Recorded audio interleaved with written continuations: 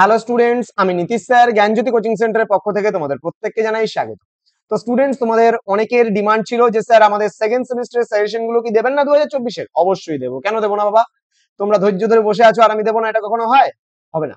তো দেখো, চলো শুরু করছি আজকের ক্লাসটি। এবং তোমাদের সেকেন্ড সেমিস্টারে যারা ব্যাক পেপার রয়েছে, যাদের ব্যাকে আছো স্টুডেন্টরা, তাদের জন্য 2024-এর কিন্তু সাজেশন ডিএসসি পলিটিক্যাল সায়েন্স। ওকে, তো ডিএসসি পলিটিক্যাল সায়েন্সে একদম শেষ মুহূর্তে তোমাদের সাজেশনে কোন কোন বিষয়গুলো পড়তে হবে সেগুলো নিয়ে বিস্তারিত আলোচনা তো করবোই আজকে।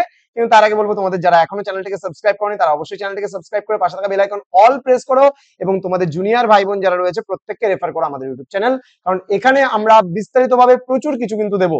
এবং তোমরা আমাদের নাম্বারও শেয়ার করতে পারো তাদের সাথে, 7076398606 নাম্বার অথবা 6295916282 নাম্বার।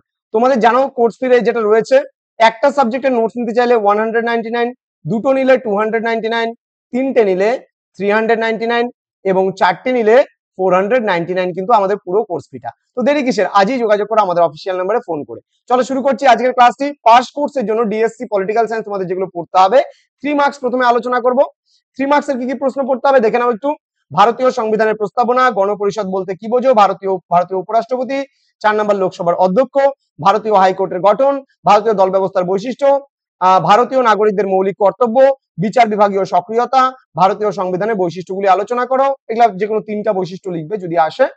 ভারতীয় রাষ্ট্রপতি নির্বাচন পদ্ধতি, ভারতীয় হাইকোর্টের গঠন, ভারতীয় মন্ত্রী পরিষদ ও ক্যাবিনেটের মধ্যে সম্পর্ক আলোচনা করো, দেন রাষ্ট্র পরিচালনার নির্দেশমূলক নীতি, দেন নিয়মতান্ত্রিক শাসক, এবং শেষ প্রশ্ন স্বেচ্ছাধীন ক্ষমতা বলতে কি বোঝো।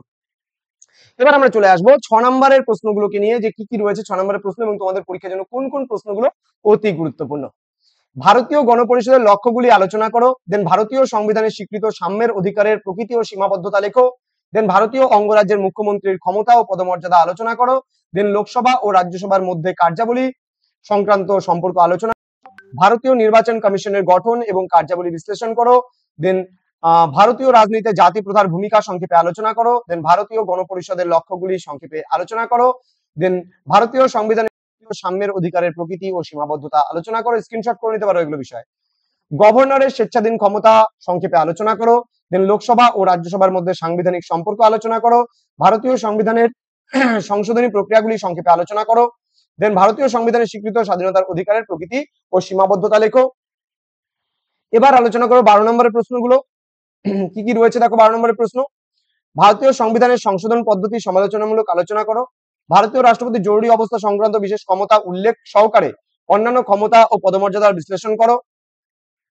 দেন হচ্ছে ভারতীয় সংসদের আইন প্রণয়ন পদ্ধতির আলোচনা করো, ৭৩তম সংবিধান সংশোধন আইনের বিশেষ পরিপ্রেক্ষিতে পশ্চিমবঙ্গের পঞ্চায়েতি রাজ ব্যবস্থার উপর সংক্ষিপ্ত বিবরণ আলোচনা করো, দেন ভারতের আঞ্চলিক রাজনৈতিক দলগুলির উত্থান বিশদভাবে পর্যালোচনা করো, এই উত্থান কিভাবে ভারতের ভোট রাজনীতিকে প্রভাবিত করছে।